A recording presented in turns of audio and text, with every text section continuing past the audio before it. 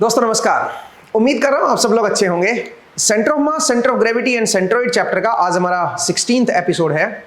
Last episode में हमने conservation of momentum के ऊपर कुछ क्वेश्चंस की प्रैक्टिस की थी। आई होप आपकी अंडरस्टैंडिंग बनी होगी। आज का जो एपिसोड है दोस्तों, इसमें हम एक कदम और आगे बढ़ेंगे और आज हम एक नई चीज को समझेंगे और उस नई चीज का नाम है इम्पैक्ट या फिर कोलिजन। इम्पैक्ट, अब ये जो वर्ड है इम्पैक्ट, ये आप डेली लाइफ में बहुत सारी जगह पे इस्तेमाल करते हो। जनरली ये कब पिक्चर में आता है? सोचिए दो कोई ऑब्जेक्ट है मेरे पास और वो ऑब्जेक्ट टकरा रहे हैं, उनमें कोलिजन हो रहा है और कोलिजन टाइम बहुत कम ड्यूरेशन का है, तो उस चीज को हम इम्पैक्ट बोलते हैं कि वो दोनों ऑब्जेक्ट एक दूसरे के साथ इम्पैक्ट कर रहे हैं, इम्पैक्ट हो रहा है उनके अंदर। जैसे कि अगर मैं एग्जांपल दूं तो आप जब क्रिकेट खेलते हो तो जब बैट से बॉल को आप हिट करते हो तो जो ड्यूरेशन है, हिट करने का जो ड्यूरेशन है, उस दौरान बॉल की जो वेलोसिटी है वो चेंज हो जाती है, बॉल की दिशा बदल जाती है। और जो वो इम्पैक्ट होता है, जो वो हिट करने वाला जो टाइम होता है जब बैट बॉल से हिट होता है, वो टाइम बहुत छोटा होता है। उस छोटे से टाइम के दौरान इंपल्सिव फोर्सेस पिक्चर में आ जाते हैं।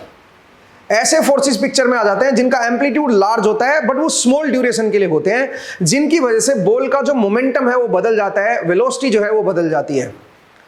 और ये जो इंपल्स फोर्स है ये बैट और बॉल दोनों पे ही लगेगा। मतलब जिन दो ऑब्जेक्ट के बीच इंपैक्ट हो रहा है उन दोनों पे ही आपका एक इंपल्सिव फोर्स एक्सर्ट करना शुरू कर देता है during that impulse, during that impact time.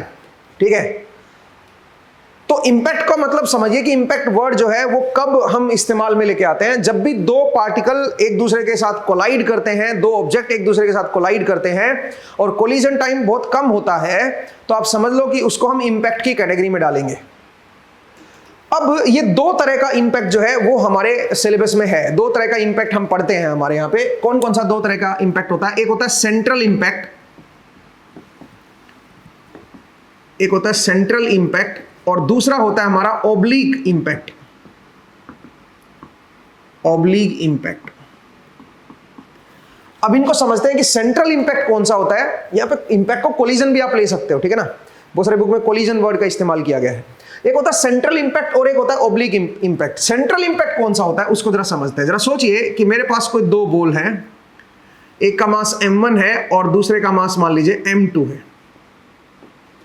और ये मान लीजिए v1 वेलोसिटी से ऐसे आगे की तरफ जा रही है और ये v2 वेलोसिटी से इधर की तरफ आ रही है। ऑब्वियसली अब ये टकराएंगी, तो समवेयर कहीं पे टकराएंगी भाई, अकॉर्डिंग टू देयर वेलोसिटी। ये क्या वेलोसिटी है उसके हिसाब से सोचिए इस प्लेन पे, मतलब जब ये यहाँ पे पहुंची है तो टकरा रही है, जैसे यहाँ पे पहुंचेंगी ये आपस में टकरा जाएंगी। तो उस टकराने के दौरान जो जैसे टकराएंगी उस टाइम का जो इंस्टेंट होगा, उस टाइम पे ये इस तरह की पोजीशन पे होंगी।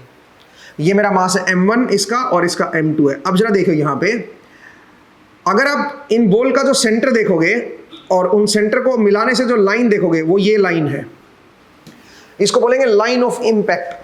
तो लाइन ऑफ इंपैक्ट क्या होती है, पॉइंट को समझिए। इंपैक्ट लाइन बोल दो या लाइन ऑफ इंपैक्ट भी बोल सकते हो आप इसको। लाइन ऑफ इंपैक्ट कैसे देखते हैं हम लोग? जो पार्टिकल टकरा रहे हैं, जो ऑब्जेक्ट टकरा रहे हैं, उनके सेंटर को आप लाइन को जोड़ दो बस, ठीक है, उसको हम बोलेंगे लाइन ऑफ इंपैक्ट। तो अगर मोशन ऑफ द पार्टिकल या मोशन ऑफ द ऑब्जेक्ट, जो ऑब्जेक्ट है उनका जो मोशन है वो along the line of impact हो, जैसे कि आप देखो ये मेरी, इनका सेंटर अगर आप मिलाओगे तो यहां पे ये लाइन थी, तो मोशन भी इसी लाइन के अलोंग है भाई। एक इस लाइन पे इधर है, एक इस लाइन पे इधर है। तो अगर मोशन ऑफ द ऑब्जेक्ट्स जो है, जो टकराने जा रहे हैं, उनका मोशन जो है वो along the line of impact है, तो उसको हम बोलेंगे सेंट्रल इंपैक्ट। ठीक है, उसको हम लोग बोलेंगे सेंट्रल इंपैक्ट। अच्छा, यहां पे जो बीच वाली लाइन होती है इसको आप बोल सकते हो plane of contact. This is known as plane of contact, plane of contact. तो इस चीज को हम बोलते हैं लाइन ऑफ इंपैक्ट। और मोशन अगर along the line of impact है, कोलिजन से पहले या फिर कोलिजन के बाद, तो फिर हम उसको बोलेंगे सेंट्रल इंपैक्ट। ठीक है, अच्छा, जरूरी नहीं है कि दोनों ही मूव करें, दोनों ही ऑब्जेक्ट मूव करे। हो सकता है एक ऑब्जेक्ट रेस्ट पे रहे, दूसरा आपका मूव करे, तो आपको कुछ नहीं करना, उनकी सेंटर लाइन को, जो सेंटर है उनको मिला दो, उससे एक लाइन आ जाएगी। उस लाइन के ऊपर अगर अलोंग द लाइन मोशन हो रहा है तो उसको हम सेंट्रल इंपैक्ट बोलेंगे। अब आइए ऑब्लिक इंपैक्ट क्या होता है। उसमें क्या होता है जरा देखिए, अगर मान लीजिए मैं बोलूं कि एक बॉल मेरी यहां पे है और एक बॉल यहां पे है, अब देखा जाए तो दोनों का सेंटर अगर मैं मिलाऊंगा तो इस तरह ऐसे बनेगा सेंटर। तो लेकिन एक आपकी इधर जा रही है और एक आपकी इधर जा रही है, तो ऑब्वियसली ये टकराएंगी भाई कहीं ना कहीं जाके, ठीक है। लेकिन इनका जो मोशन है वो along the line of impact नहीं है। जैसे ये टकराएंगी, सोचिए ये यहां पे पहुंची हुई है और ये आपकी यहां पे पहुंची हुई है, ठीक है। तो जब ये टकरा रही हैं तो ये इनका लाइन ऑफ इंपैक्ट आप ये समझिए, ठीक है। ये है मेरा लाइन ऑफ इंपैक्ट, लेकिन जो मोशन है वो along the line of impact नहीं है, ठीक है। ये आपकी इधर मूव कर रही थी, आपकी इधर मूव कर रही थी कोलिजन होने से पहले, तो कोलिजन होने के बाद भी ये डिफरेंट डायरेक्शन में ही मूव करेंगे। कैसे मूव करेंगे वो बाद में देखेंगे, बट पहले आप समझिए कि इस सिचुएशन को हम लोग क्या बोलेंगे, इसको हम बोलेंगे ऑब्लिक इंपैक्ट, ठीक है। और यहां पे ये आपकी प्लेन ऑफ कॉन्टैक्ट बन जाएगी ये, ठीक है। ये मेरी प्लेन ऑफ कॉन्टैक्ट है, ये हमारी लाइन ऑफ इंपैक्ट है, आप ये कह सकते हो। और इस तरह का जो कोलिजन होता है, इस तरह का जो इंपैक्ट होता है, उसको हम बोलते हैं ऑब्लिक इंपैक्ट, ठीक है। अब आगे बढ़ते हैं और अब पहले हम सेंट्रल इंपैक्ट की बात करते हैं, ठीक है। ऑब्लिक इंपैक्ट को हम बाद में देखेंगे, पहले सेंट्रल इंपैक्ट की बात करते हैं। अब सेंट्रल इंपैक्ट में, क्योंकि इससे हम कुछ बेसिक अंडरस्टैंडिंग बना लेते हैं और उसके बाद फिर हम ऑब्लिक के ऊपर आएंगे, वो भी बहुत आसान है। जरा देखिए दोस्तों, सेंट्रल इंपैक्ट को थोड़ा देखते हैं। तो इमेजिन कीजिए कि मेरे पास दो बॉल हैं, ठीक है, और ये इनकी सेंटर लाइन है, जो अगर मैं इनके सेंटर को मिलाऊंगा तो, ठीक है। अब ये मान लीजिए मेरी इधर मूव कर रही है v1 वेलोसिटी से, और ये मान लीजिए मेरी इधर मूव कर रही है v2 वेलोसिटी से, और ये इनकी इनिशियल वेलोसिटी दे रखी है, ठीक है। कोलिजन होने से पहले की वेलोसिटी आपको दे रखी है, मान लीजिए इसका मास m1 है और इसका मास मान लीजिए m2 है, ठीक है। दोनों मूव कर रही हैं और मैं ये मान के चल रहा हूं कि जो मेरी 1 की जो वेलोसिटी है वो बड़ी है 2 की वेलोसिटी से। तो ऑब्वियसली ये तेजी से जा रहा है, ये स्लो है, तो टकराएगा भाई। तो जब ये टकराएंगे तो सिचुएशन कुछ इस तरह की होगी, और ये सेंट्रल इंपैक्ट मैं क्यों बोल रहा हूं आप समझ गए होंगे। तो जब ये टकराएंगे तो इस तरह की पोजीशन पे आ जाएंगे। अब यहां पे क्या होगा दोस्तों, यहां पे अब इंपल्स फोर्स लगना शुरू हो जाएगा। अब इंपल्स फोर्स भी दो तरह से लगेगा, दो हिस्सों में लगेगा। कैसे लगेगा वो जरा देखिए। अगर मैं इसके ड्यूरिंग द इंपैक्ट, जो इंपैक्ट टाइम है उसको थोड़ा सा फर्दर अगर मैं इन डेप्थ समझने की कोशिश करूं, तो जैसे इनमें कांटेक्ट बनेगा, तो कांटेक्ट बनते ही एक दूसरे के ऊपर ये जोर लगाएंगे और एक दूसरे को डिफॉर्म करने की कोशिश करेंगे। इसका मतलब अब यहां से कांटेक्ट शुरू हुआ, यहां से इंपैक्ट शुरू हुआ, मैं इस टाइम को 0 टाइम बोल देता हूं। तो यहां पे अब एक दूसरे के ऊपर ये इंपल्स फोर्स लगाना शुरू करेंगे और इनकी शेप के अंदर डिफॉर्मेशन आना शुरू हो जाएगा। उस टाइम को हम डिफॉर्मेशन टाइम बोलते हैं, और ड्यूरिंग दैट टाइम एक इंपल्स फोर्स एक्ट करेगा जिसको हम डिफॉर्मेशन इंपल्स बोलेंगे, ठीक है। तो जरा देखिए अब क्या होगा, ये डिफॉर्म होना शुरू हो जाएंगे और अल्टीमेटली मैक्सिमम डिफॉर्मेशन पे आ जाएंगे। सोचिए इस तरह का इनके अंदर एक वो आ गया है, ये अब आपका मैक्सिमम डिफॉर्म हो चुकी है बॉल, ठीक है। ये मैक्सिमम डिफॉर्म हो चुके हैं भाई, ये इस तरह का ये आ चुका है, ठीक है। आप ये कह सकते हो दिस इज मैक्सिमम डिफॉर्मेशन।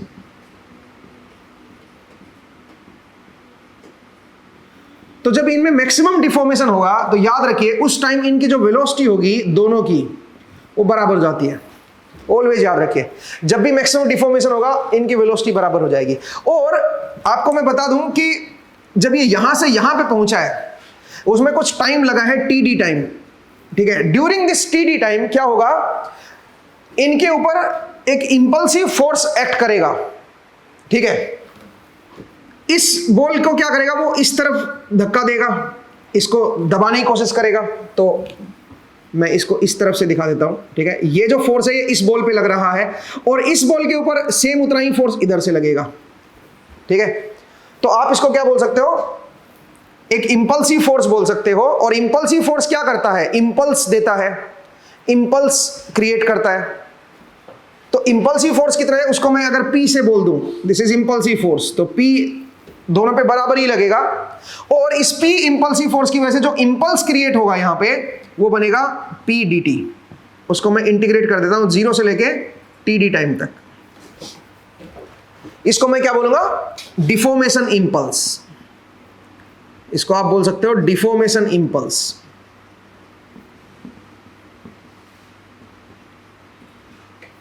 ये मेरा इंपल्सिव फोर्स है। इंपल्सिव फोर्स का एरिया अगर आप निकालोगे तो उसको हम इंपल्स वर्ड यूज करेंगे, ठीक है।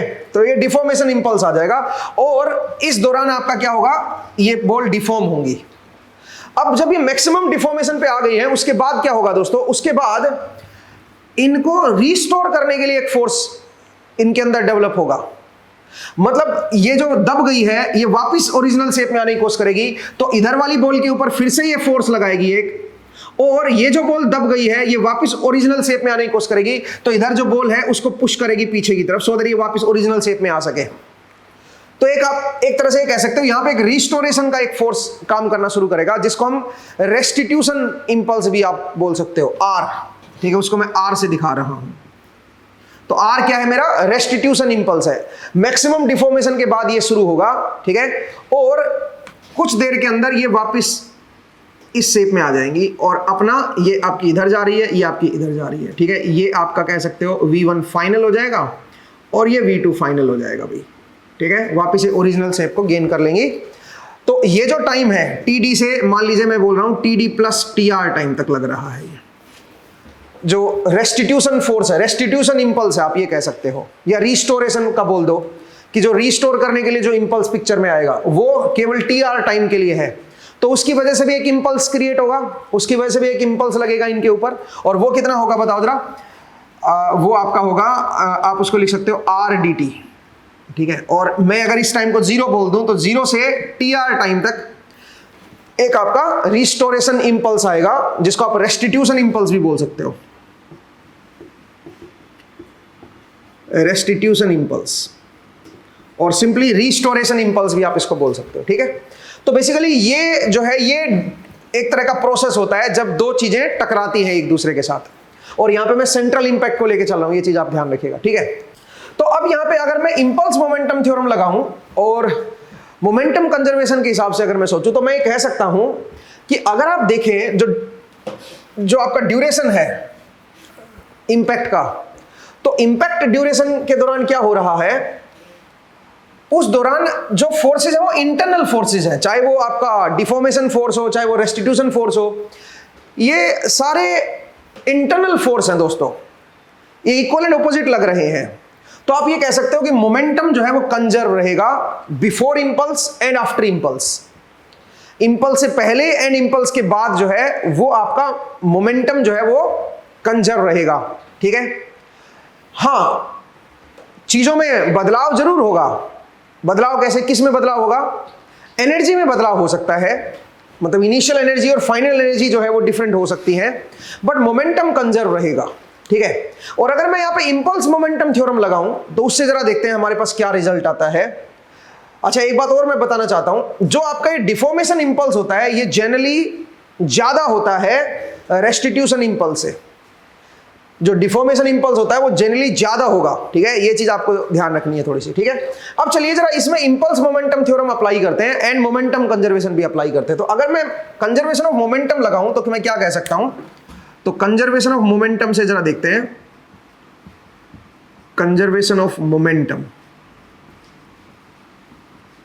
कंजर्वेशन ऑफ मोमेंटम कहता है कि m1 into v1i plus m2 into v2i is equal to m1 into v1f plus m2 into v2f।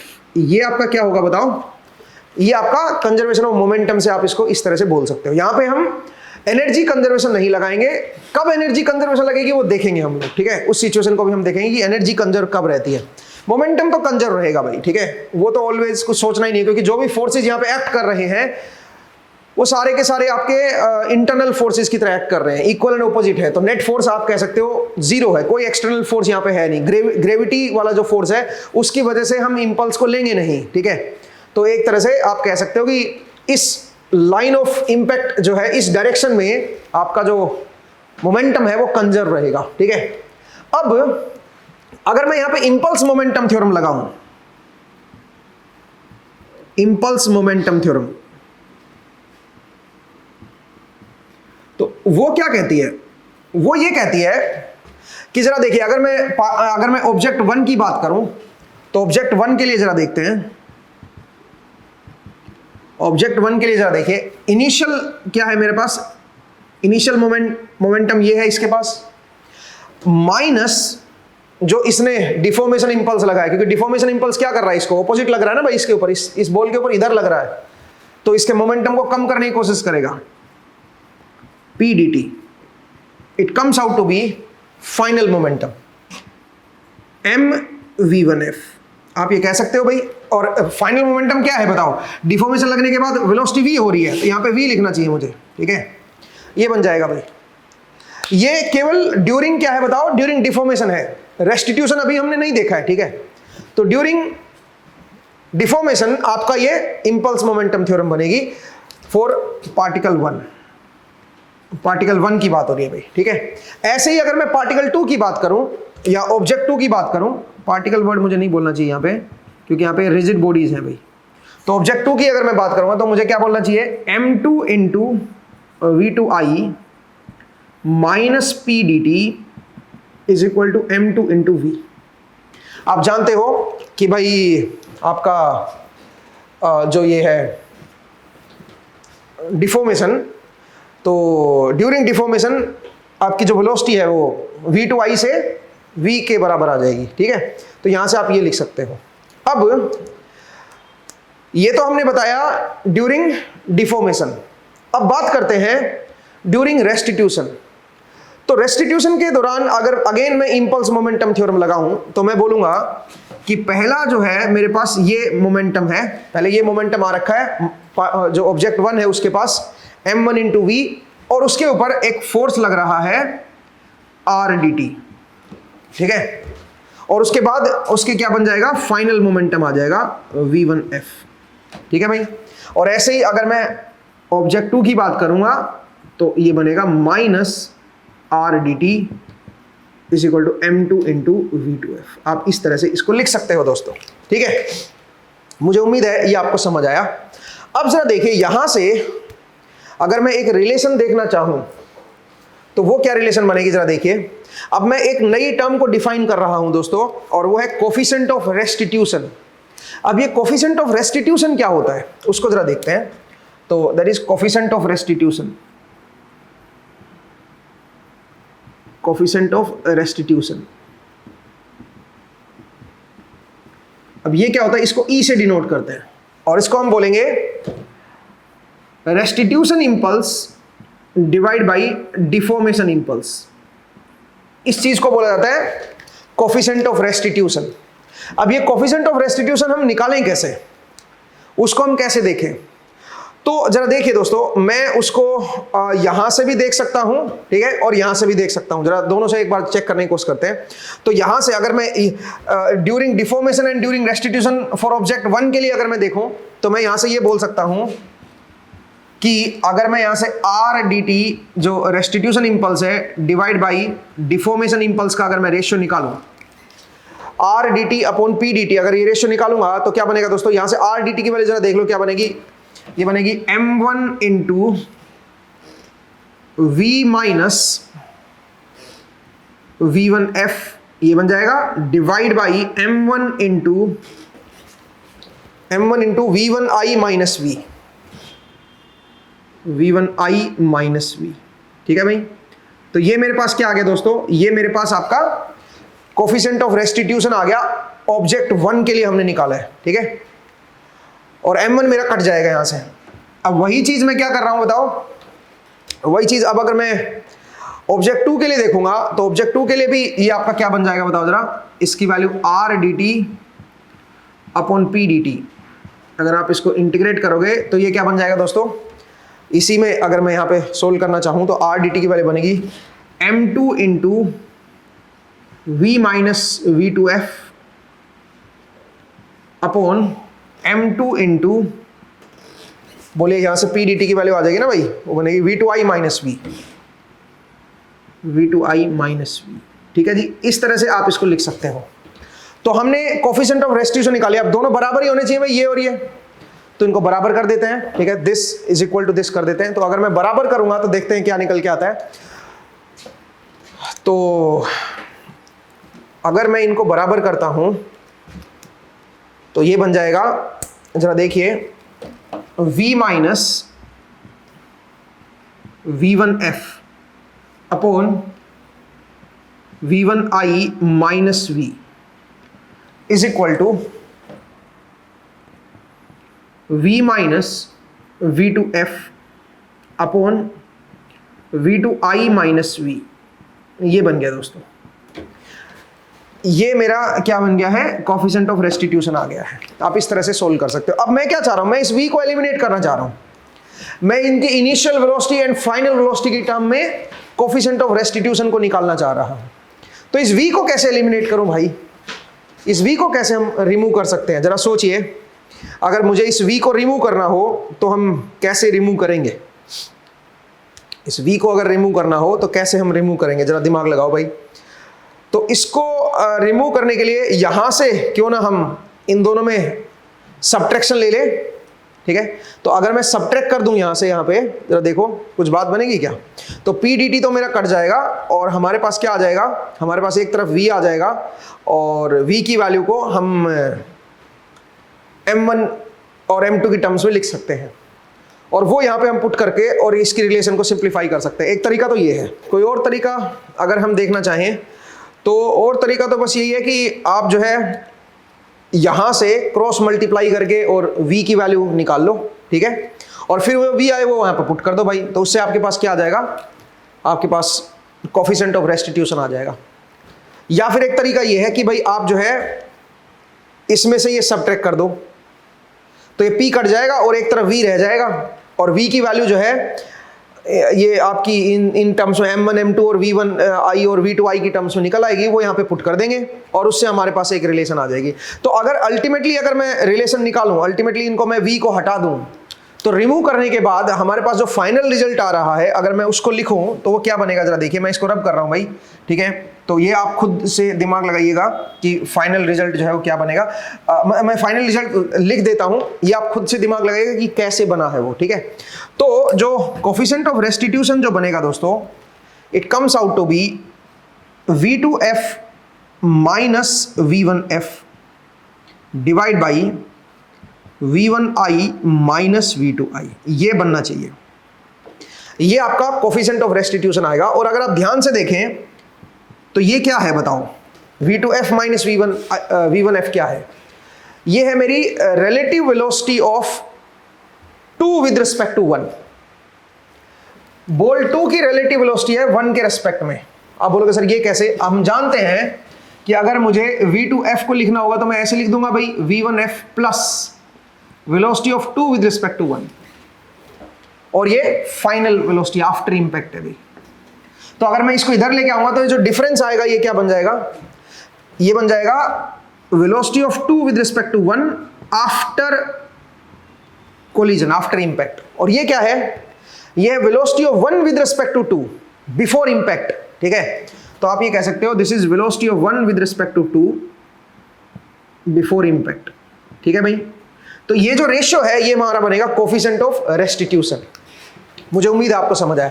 ये वैल्यू जो है ये जनरली 1 से कम आएगी, ठीक है, ये वैल्यू लेस देन 1 आएगी। अब depending on this value of e अलग अलग तरह के इंपैक्ट होंगे। अलग अलग तरह के कौन से इंपैक्ट होंगे, एक होगा आपका इलास्टिक इंपैक्ट, एक होगा आपका इनइलास्टिक इंपैक्ट, ठीक है, और एक होगा परफेक्टली इनइलास्टिक इंपैक्ट। अब ये कैसे हम डिफाइन करेंगे इस ई के बेसिस पे, तो उनको भी जरा एक बार देख लेते हैं। तो मैं इसको जरा रब कर देता हूं। तो मुझे उम्मीद है भाई आपको ये समझ आया। अब आपको यहां से वी को एलिमिनेट करना है, वो आप खुद से एलिमिनेट करें, अल्टीमेटली हमारे पास ये रिलेशन आएगी, ठीक है। और ई की वैल्यू क्या होती है, ई की value restitution impulse upon deformation impulse. इस रेशियो को आप कोफिशिएंट ऑफ रेस्टिट्यूशन बोल सकते हो। ये चीज आपको ध्यान रखनी है, ठीक है, नहीं तो गड़बड़ होगी भाई कि ये रेशियो जो है कोफिशिएंट ऑफ रेस्टिट्यूशन जो है वो क्या होता है, ठीक है। अब चलिए एक स्टेप और आगे चलते हैं। अब depending on the value of e हम लोग अलग अलग तरह का इंपल्स डिफाइन करते हैं या इंपैक्ट को डिफाइन करते हैं। कैसे, अगर ई की वैल्यू मेरी 1 है, एग्जैक्टली 1 है, इसका मतलब क्या हुआ बताओ। अगर ई की वैल्यू मेरी 1 हो गई है तो उस केस में आप ये कह सकते हो कि जो मेरा रेस्टिट्यूशन इंपल्स होगा और जो डिफॉर्मेशन इंपल्स होगा वो बराबर होंगे दोनों, तभी तो मेरा ई की वैल्यू 1 आएगी, ठीक है। तो अगर मैं बोलूं if e is equal to 1, तो इसको हम क्या बोलेंगे, इसको हम बोलेंगे perfectly elastic collision. Perfectly elastic collision, और simply you can say perfectly elastic impact. ठीक है, तो इस केस में क्या होगा, इस केस में कोई एनर्जी लॉस नहीं होगी। ठीक है, मोमेंटम तो हमेशा ही कंजर्व रहेगा, यहां पे एनर्जी कंजर्वेशन भी वैलिड होगा दोस्तों। इसका मतलब है जो इनिशियल काइनेटिक एनर्जी थी वही मेरी फाइनल काइनेटिक एनर्जी भी आएगी। ठीक है, तो यहां पे कोई एनर्जी लॉस नहीं होगा, no energy loss during impact, no energy loss, कोई एनर्जी लॉस यहां पे नहीं होगा। ठीक है, तो यहां पे आप एनर्जी कंजर्वेशन लगा सकते हो, काइनेटिक एनर्जी आपकी सेम रहेगी। पोटेंशियल तो हमें देखनी नहीं है क्योंकि वो सेम ही लेवल पे तो आप देख रहे हो। ठीक है, तो इस केस में मोमेंटम भी कंजर्व रहेगा और एनर्जी भी कंजर्व रहेगी। ठीक है, जनरली जो प्रैक्टिकली जो इंपैक्ट होते हैं वो इस तरह के नहीं होते दोस्तों। इलास्टिक कोलिजन हमें देखने को नहीं मिलते प्रैक्टिकली। भाई आप खुद सोचिए, अगर दो पार्टिकल एक दूसरे से टकराएंगे तो उनमें टकराने से एनर्जी लॉस होती है, उनमें डिफॉर्मेशन आता है कुछ ना कुछ शेप का। दूसरा, उनमें आवाज जो निकलती है और साउंड एनर्जी में भी उनकी कुछ एनर्जी कन्वर्ट हो जाती है। तो इसका मतलब परफेक्टली इलास्टिक कोलिजन देखना बड़ा ही इम्पॉसिबल सी चीज है, वो आप नहीं देख पाओगे कभी भी। ठीक है, हालांकि आप बहुत नियर पहुंच सकते हो उसके, बट बिल्कुल परफेक्ट देखना इम्पॉसिबल सी बात है। ठीक है, तो ये चीज आपको ध्यान रखना है। ई की वैल्यू अगर 1 है तो उसको हम बोलेंगे परफेक्टली इलास्टिक कोलिजन। अगर मैं आपसे बोलूं कि ई की वैल्यू 0 है तो इसको बोलेंगे परफेक्टली इन इलास्टिक कोलिजन और प्लास्टिक कोलिजन। ठीक है, perfectly inelastic, perfectly inelastic collision.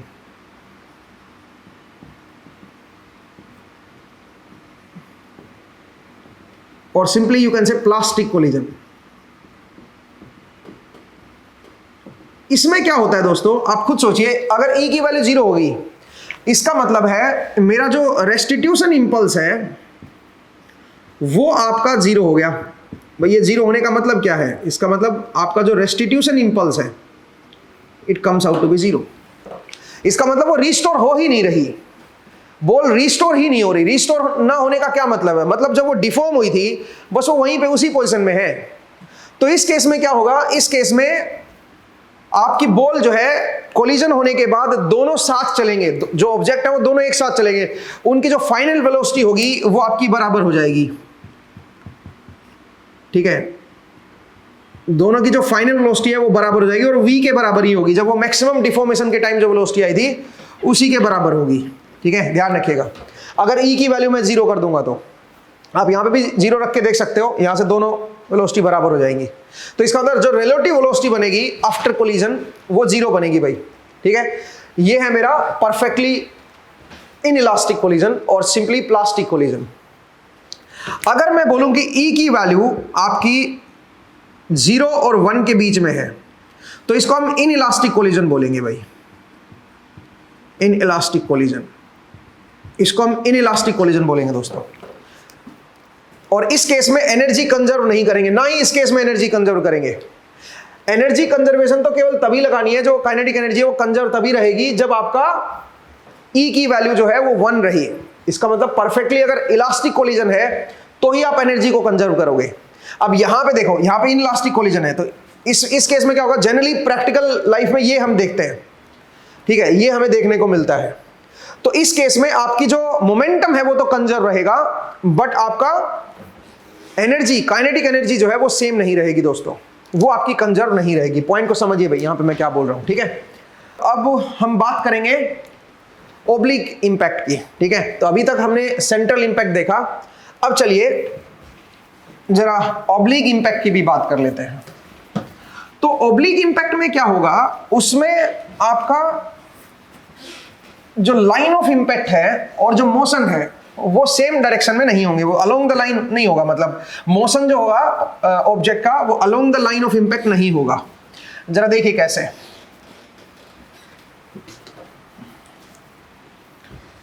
सोचिए, अगर मैं बोलूं कि भाई दो ऑब्जेक्ट मेरे इंपैक्ट कर रहे हैं, यहां पे उनमें इंपैक्ट हो रहा है, बट मोशन जो है वो आपका इसका इस तरफ था और इसका इस तरफ था। ये मेरे पास V1I थी एक तरह से इम्पैक्ट से जस्ट पहले, और ये था V2I इम्पैक्ट से जस्ट पहले, और ये है मेरी लाइन ऑफ इम्पैक्ट। अब दिक्कत क्या है इसमें? दिक्कत यहां पे ये है कि यहां पे ये ऑब्लिक इम्पैक्ट है दोस्तों। अब यहां पे अगर आप ध्यान से देखोगे तो जो आपके डिफॉर्मेशन एंड रिस्टोरेशन फोर्स लगेंगे वो तो along the line of impact ही लगेंगे, ठीक है, वो नहीं चेंज होंगे भाई। तो अगर मैं इस वेलोसिटी के दो कंपोनेंट ले लूं, इधर और इधर, तो ये बनेगा V1IX और ये बनेगा V1IY, ठीक है भाई। दो डायरेक्शन में आप इसको रिजोल्व कर सकते हो, ऐसे ही आप इसको भी दो में रिजोल्व कर सकते हो, ठीक है, एक X कंपोनेंट और एक Y कंपोनेंट। V2IX बन गया ये, और ये बन जाएगा V2IY, ठीक है, ऐसे दो यहां पे बन गए। अब यहां पे दिक्कत क्या है? दिक्कत यहां पे ये है कि यहां पे परेशानी ये है कि अगर आप ध्यान से देखो तो Y डायरेक्शन में इनके ऊपर कोई इंपल्स काम नहीं कर रहा। जो इंपल्स काम करेंगे वो केवल X डायरेक्शन, मतलब along the line of impact काम करेंगे। बट अगर मैं वर्टिकल प्लेन में अगर मैं देखूं या इस डायरेक्शन में देखूं, तो इस डायरेक्शन में इनके ऊपर कोई इंपल्स काम नहीं कर रहा। इसका मतलब है आफ्टर द इंपैक्ट अगर आप देखोगे, ये वाला जो कंपोनेंट है वेलोसिटी का, ये नहीं बदलेगा। आफ्टर द इंपैक्ट ऑब्वियसली ये आपका समवेयर कहीं इधर जाएगा और ये आपका इधर जाएगा, मान लीजिए। तो अगर मैं इसको V1F बोल दूं और इसको मैं V2F बोल दूं, तो अगेन इसके दो कंपोनेंट आएंगे, एक आपका इधर कंपोनेंट आएगा और एक आपका इधर आएगा, ठीक है, दो कंपोनेंट आएंगे और इसके भी दो कंपोनेंट आएंगे, एक आपका इधर आएगा और एक आपका इधर आएगा। तो जो ये जो बनेगा V1FY और ये जो बनेगा V2FY, ये आपका ये वाला जो कंपोनेंट है ये इसके बराबर रहेगा, और ये वाला जो कंपोनेंट है वेलोसिटी का ये आपका इसके बराबर रहेगा, क्योंकि Y डायरेक्शन में इसके ऊपर कोई इंपल्स ही नहीं लगा। तो आप ये कह सकते हो कि V2FY is equal to V2IY, ये बराबर होगा। सिमिलरली आप ये कह सकते हो V1FY is equal to V1IY, ठीक है भाई। मतलब जो ये वाला कंपोनेंट है ये इसके बराबर रहेगा। बदलेगा कौन सा कंपोनेंट? बदलेगा सिर्फ ये X कंपोनेंट जो है, ये और ये आपके सेम नहीं आएंगे भाई, ठीक है। V1FX ये आपके सेम नहीं आएंगे। मतलब बोल 1 का initial X component along the line जो कंपोनेंट है, अलोंग द इंपैक्ट लाइन जो कंपोनेंट है, वो आपका सेम नहीं होगा। तो उनमें क्या रिलेशन बनेगी? उनमें तो वही पुराने वाली रिलेशन रहेगी भाई, ठीक है। जो आपने सेंट्रल इंपैक्ट वाला केस लगाया है वही केस आप यहां पे लगा दोगे।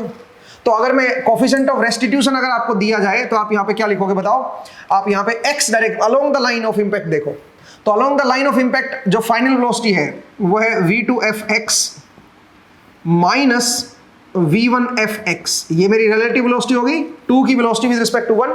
अब नीचे इनिशियल देखनी है, लेकिन इनिशियल में 1 की वेलोसिटी देखनी है विद रिस्पेक्ट टू 2, तो V1IX करेंगे माइनस V2IX करेंगे। ये मेरे पास क्या आएगा? कोफिशिएंट ऑफ रेस्टिट्यूशन आ जाएगा, और इसके हेल्प से हम लोग ये निकालेंगे। दूसरा मोमेंटम कंजर्वेशन। आप बोलोगे सर यहाँ पे तो चलो कोफिशिएंट ऑफ रेस्टिट्यूशन कोई दे भी देगा, तो यहाँ पे तो 4 वेरिएबल है भाई, करोगे कैसे? तो उनको करने के लिए हम क्या करेंगे बताओ? अब हमें एक मोमेंटम कंजर्वेशन भी तो लगाना है, तो मोमेंटम कंजर्वेशन भी रहेगा भाई along the line of impact, ठीक है। तो इसका मतलब आप ये कह सकते हो M1 V1IX plus M2 V2IX is equal to M1 V1FX plus M2 V2FX। ये भाई मोमेंटम जो है वो मेरा कंजर्व रहेगा, ध्यान रखिएगा, ठीक है। मोमेंटम मेरा कंजर्व रहेगा, तो X डायरेक्शन में भी कंजर्व रहेगा और Y डायरेक्शन में भी कंजर्व रहेगा, ठीक है। तो एक तरह से हमारे पास ये दो रिलेशन बन जाएंगी, एक ये वाली और एक ये वाली। और एक रिलेशन ये भी तो है, यहां से तो हमारे पास डायरेक्ट ही आ गया Y वाला कंपोनेंट, तो उसको तो सोचना ही नहीं है। तो यहां से अब हम चीजों को सोल्व कर सकते हैं, यहां से एक दूसरे की रिलेशन हम निकाल पाएंगे भाई, ठीक है।